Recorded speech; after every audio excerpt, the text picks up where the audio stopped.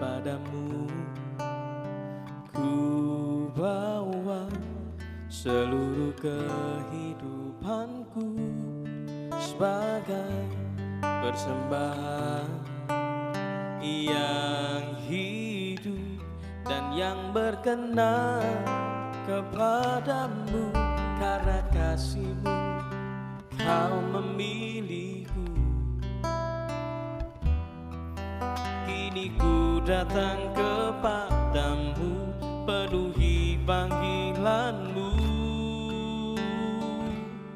Ini aku, bejana-Mu, bentuklah sesuai kehendak-Mu. Tuh genapi firman-Mu, oh Yesusku, jadikanku alat yang indah di mata-Mu, bejana yang sempurna seperti-Mu.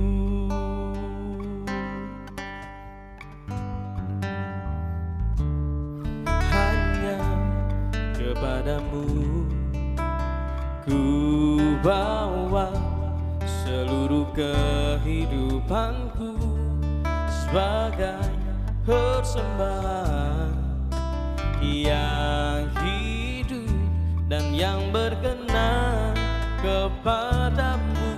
Karena kasih-Mu Kau memilihku. Kini ku datang kepadamu, penuhi panggilan-Mu. Ini aku, bejana-Mu, bentuklah sesuai kehendak-Mu.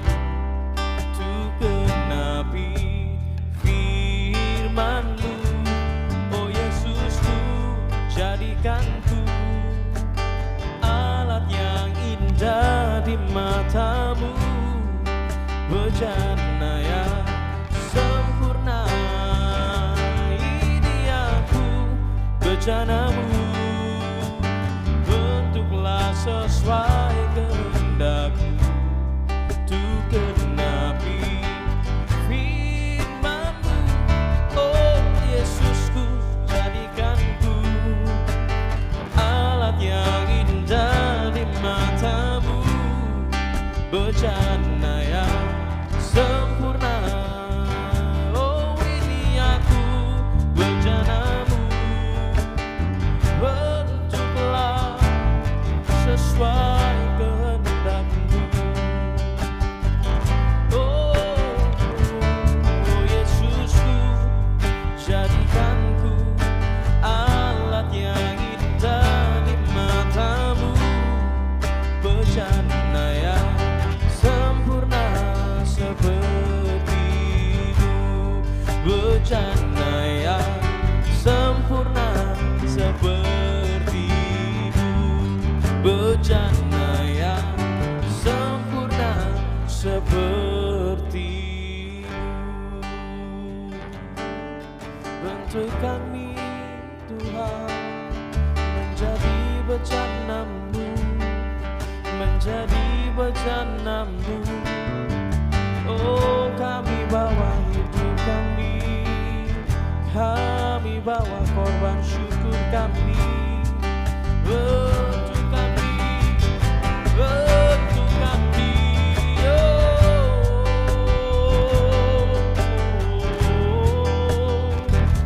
ini aku bejana-Mu, ini aku bejana-Mu. Bentuk kami serupa gambaran-Mu, serupa gambaran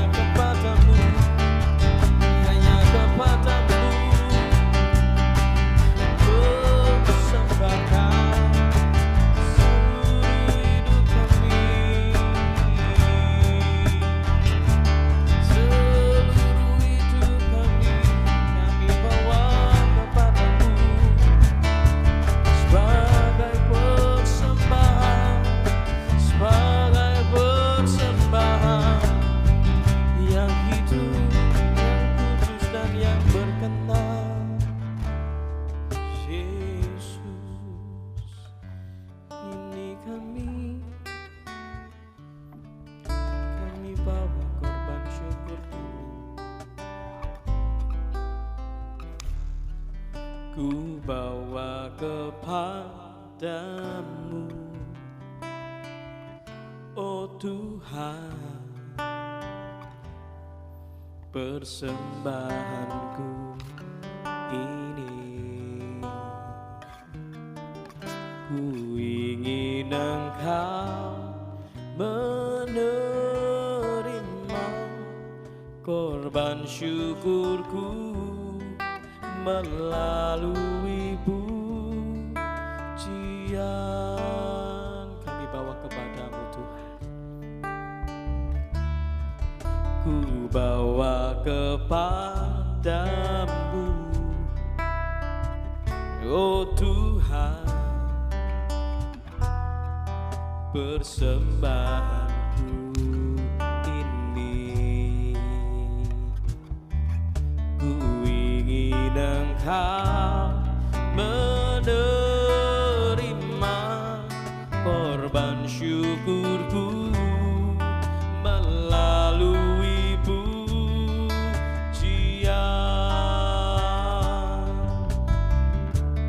Takkan pernah ku bawa selain yang terbaik, yang harum dan sejati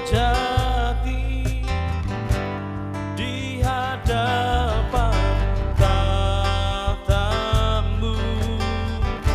Yesusku, terimalah korban syukurku ini yang mengalir di hatiku sebagai penyembahanku. Takkan pernah ku bawa selain yang terbaik, yang harum dan sejati di hadapan tahta-Mu. Yesusku, terimalah korban syukurku ini yang mengalir di hatiku sebagai penyembahanku. Takkan pernah ku bawa selain yang terbaik, yang harum dan sejati di hadapan tahta-Mu. Yesusku, terimalah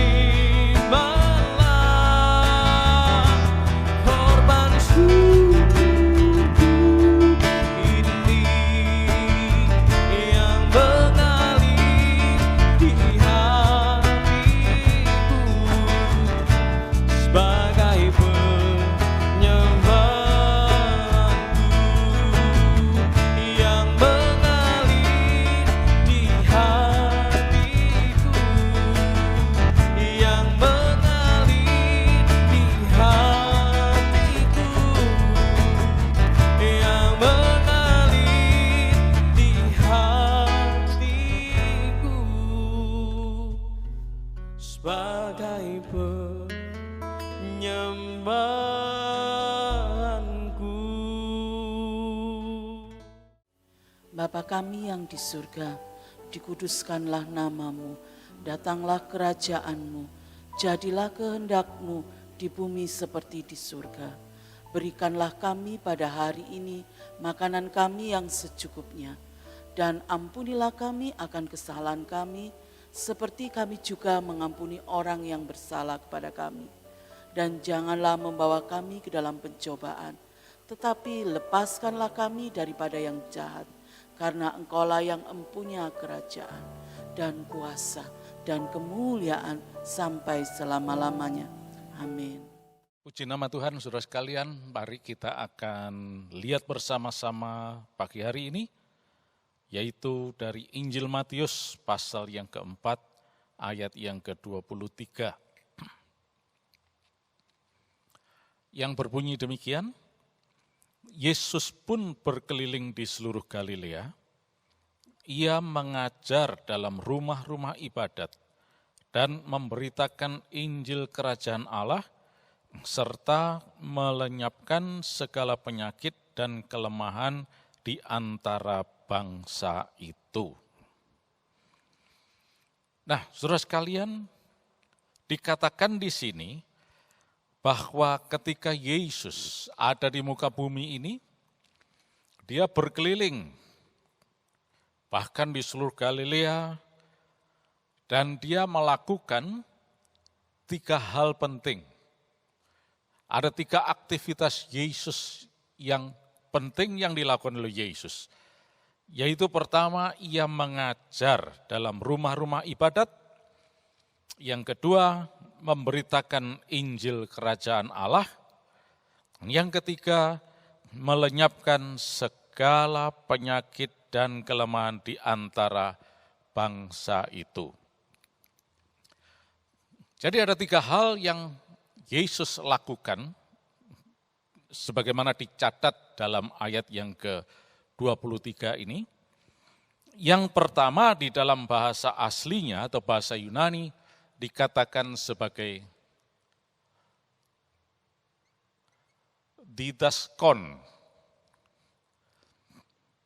Yang kedua adalah kirison. Dan yang ketiga adalah therapevon.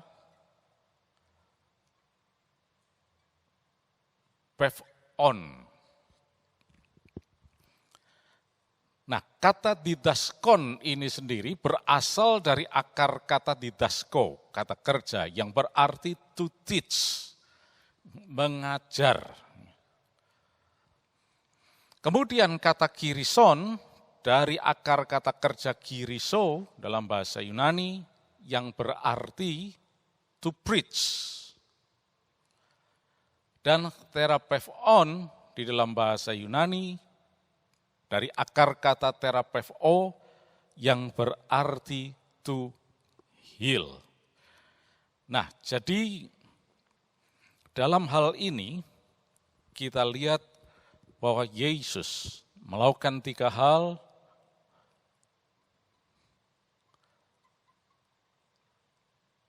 To teach,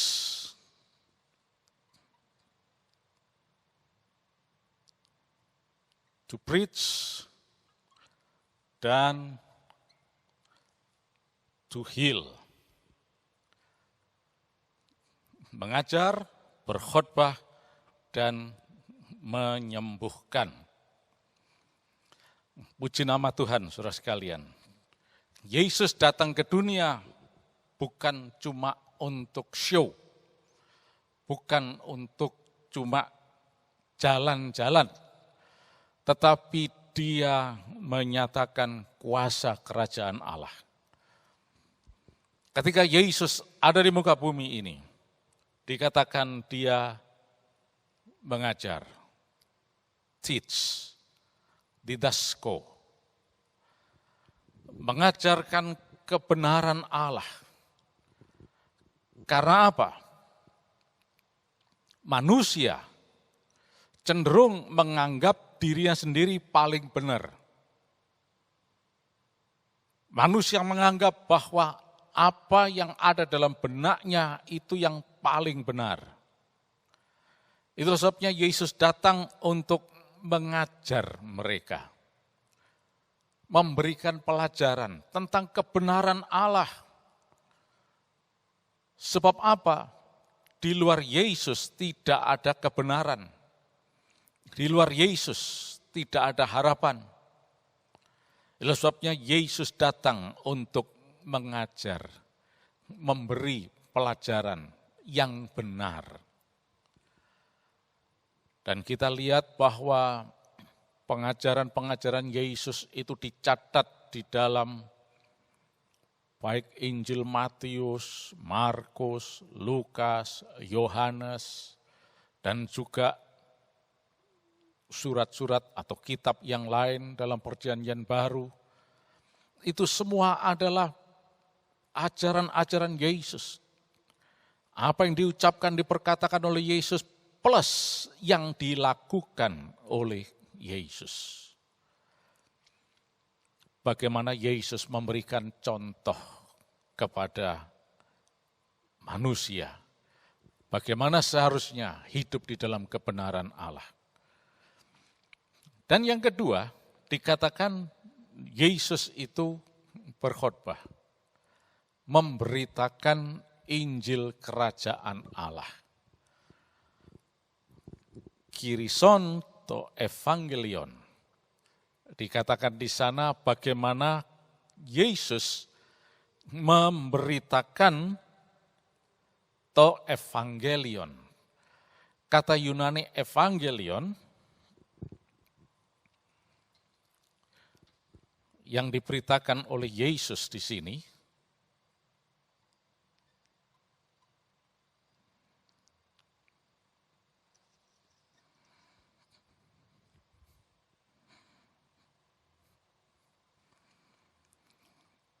itu berarti berita baik, good news, kabar baik. F itu adalah good, angelia, angelion itu adalah news, suatu kabar baik. Nah, jadi kalau dikatakan kirison atau evangelion, itu berarti Yesus memberitakan suatu kabar baik atau good news. Nah, ini sesuatu yang sangat penting yang harus kita pahami.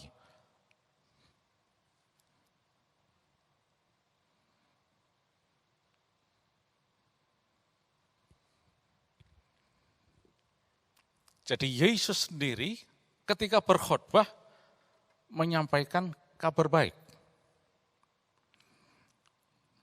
Nah, jadi dalam hal ini berkhotbah adalah menyampaikan kabar baik. Berkhotbah berarti menyampaikan kabar baik. Berkhotbah berarti menyampaikan kabar baik. Berkhotbah yang tidak menyampaikan kabar baik bukan berkhotbah, bukan kiriso namanya. Good news. Apa good news itu? Siapa sebetulnya good news? Good news tidak lain adalah berita keselamatan. Siapa dia? Tidak lain Yesus. Hanya Yesus. Oleh karena itu berkhotbah adalah memberitakan Yesus. Berkhotbah itu bukan memberitakan ancaman-ancaman, bukan menyampaikan keluh kesah kita. Berkhotbah juga bukan curhat. Berkhotbah juga bukan merupakan memamerkan kebolehan kita, kefasihan lidah kita dan sebagainya. Bukan sama sekali. Berkhotbah adalah memberitakan kabar baik. Kalau mungkin ada saudara yang mengatakan, tapi mungkin juga perlu Pak. Di atas mimbar disampaikan koreksi Pak, mengkritik, bahkan memaki-maki yang lain. Bahwa ada banyak yang palsu-palsu Pak, dan sebagainya. Maaf, itu bukan khotbah, itu bukan good news, itu bukan kabar baik. Kabar baik adalah Injil keselamatan di dalam Yesus. Pengharapan di dalam Yesus, bahwa di dalam Yesus ada hari depan yang penuh harapan. Berkhotbah adalah menyampaikan Yesus Kristus, karena dia adalah satu-satunya juru selamat. Dia adalah satu-satunya Allah yang turun ke dunia, yang memberikan jalan keluar atas kehidupan kita, yang dicengkeram oleh dosa, dan membebaskan kita dari hukuman dosa, dan memberikan hidup yang kekal kepada kita semuanya yang mau percaya kepada Yesus. Itulah dia Yesus. Itu yang kita beritakan. Keselamatan di dalam Yesus. Berita bagaimana Yesus sudah disalibkan, berkorban untuk kita, memberikan hari depan yang penuh harapan. Dan ada kuasa di dalam nama Yesus. Itulah berkhotbah. Nah, dalam hal ini kita tidak bisa mengatakan, oh kita tidak boleh mengkopi Yesus dalam hal ini. Berarti kalau kita tidak boleh meniru Yesus, berarti jangan mengajar, jangan berkhotbah. Buktinya kita semua, bahkan kita diutus oleh Yesus untuk mengajar, berkhotbah. Tapi belum selesai, ada yang ketiga di sini. Therapeuon, dari akar kata therapeuo, to heal, menyembuhkan. Pekerjaan Yesus yang ketiga adalah menyembuhkan, melenyapkan segala penyakit. Karena hanya Dia satu-satunya tabib di atas segala tabib, dokter di atas segala dokter. Dia satu-satunya juru selamat, Dia satu-satunya penyembuh dunia. Tidak ada yang lain selain Yesus. Kita bukan penyembuh, manusia bukan penyembuh. Kita hanya pelayan Tuhan, kita hanyalah hamba-hambanya. Kita juga anak-anaknya. Tetapi jangan lupa, melalui doa, Tuhan memberikan kuasa kepada kita untuk mendoakan orang yang sakit. Dan mujizat kesembuhan bisa terjadi. Oleh karena itu saudara sekalian, kita tidak perlu takut, tidak perlu khawatir dalam hal ini. Karena kita tahu bahwa di dalam Yesus selalu ada harapan. Di dalam Yesus selalu ada jalan keluar. Di dalam Yesus ada kesembuhan karena Dia adalah penyembuh dunia. Nah, kalau Dia adalah penyembuh dunia, Dia adalah sumber kesembuhan itu sendiri, sumber mujizat. Kita manusia bukan sumber kesembuhan. Kita tidak punya kuasa apa-apa. Tapi kita diberi otoritas oleh Yesus untuk menghadapi sakit penyakit dan mengalahkannya. Atas dasar apa? Karena Dia adalah sang sumber kesembuhan. Saudara sekalian, kalau kita berbicara mengenai sumber kesembuhan, maka sesuatu yang mustahil terjadi ketika kita sudah ketemu sumbernya, tetapi tidak mengalami kesembuhan. Satu contoh misalnya, kita tahu bahwa matahari itu adalah sumber panas, sangat-sangat panas. Kita yang di bumi ini jaraknya, sangat jauh sekali. Jutaan tahun cahaya jaraknya. Itu merasa panasnya matahari. Coba kita bayangkan, andai kita berada beberapa sentimeter dari matahari yang sumber panas. Tidak bisa tidak, kita pasti kepanasan. Kalau kita lihat es yang dingin, itu sumber dingin itu, es itu. Dan kita berada beberapa sentimeter dari es, kita pasti kedinginan. Begitu juga Yesus, sumber kesembuhan. Kalau mau sembuh, mau diselamatkan, kita harus berada dekat kepada Yesus, sang sumber kesembuhan. Maka kita pasti akan mengalami kesembuhan. Jadi, kalau kita berada jauh dari sumbernya, berada jauh dari sumber kesembuhan, sumber dingin dan sebagainya, ya kemungkinan besar kita tidak akan merasakan, tidak mengalami apa-apa. Kalau kita mau mengalami kesembuhan, kita harus mendekat kepada sang sumber kesembuhan itu. Dan ketika kita berada dekat dengan sumber kesembuhan, maka tidak bisa tidak, kita pasti akan mengalami kesembuhan.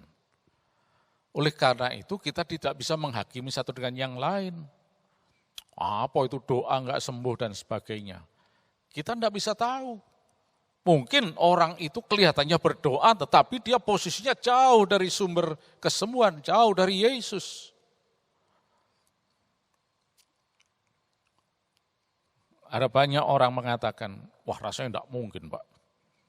Ini orang Kristen yang senior.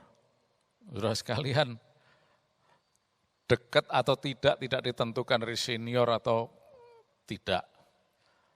Siapapun juga yang mau dan percaya mendekat kepada Yesus pasti sembuh. Nah saat ini wabah virus corona sedang merajalela ini. Sakit penyakit menyerang manusia di seluruh dunia. Satu-satunya harapan hanyalah pada Yesus saja. Dia adalah sang penyembuh dunia. Satu-satunya sumber kesembuhan. Mari sekarang kita tidak perlu berlogika apapun. Kita tidak perlu berargumentasi apapun. Mari kita hanya mendekat saja kepada Yesus. Mendekat kepada Yesus, sang sumber kesembuhan itu. Maka kesembuhan pasti akan terjadi. Seperti kita dekat dengan sumber panas, pasti kepanasan. Sumber dingin, pasti kedinginan. Kita dekat dengan sumber kesembuhan, pasti sembuh dalam nama Yesus. Karena hanya Dia satu-satunya sang penyembuh dunia. Puji nama Tuhan, saudara sekalian. Begitu juga ketika banyak goncangan terjadi, termasuk goncangan ekonomi dan sebagainya. Justru ini saatnya bagi kita untuk semakin dekat kepada Yesus. Ambil kesempatan untuk semakin mendekatkan diri kepada Tuhan. Maka kita tidak perlu khawatir. Berkat Tuhan akan dilimpahkan atas kita. Dan tidak akan ada kekurangan terjadi. Tuhan bukan pencipta kekurangan. Tapi Tuhan adalah sumber berkat. Dia ingin untuk menyalurkan berkat-Nya semua kepada kita semua. Tapi kita harus sungguh-sungguh dekat kepada Dia. Puji nama Tuhan, saudara sekalian, mari kita berdoa.